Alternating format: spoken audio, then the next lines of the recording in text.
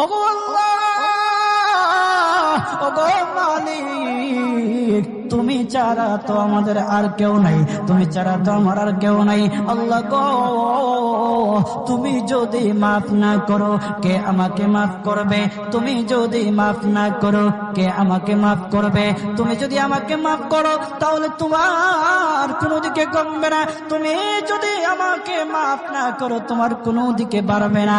আল্লাহ গো, তুমি আমাকে মাফ করে দাও। সারাটা জীবন অন্যায় কাজ করেছি, সারাটা জীবন নাফরমানি করেছি, আমার কাছে কালেমার দাওয়াত কম আসে নাই, আমার কাছে কালেমার দাওয়াত কম আসে নাই, আমাকে লোকেরা কম বোঝায় নাই। ওগো আল্লাহ, তুমি আমাকে মাফ করে দাও। মাফ না করলে কোথায় যাব, কার কাছে যাব? বাবা যখন মারে তখন মার কাছে আশ্রয় নেওয়া যায়, মা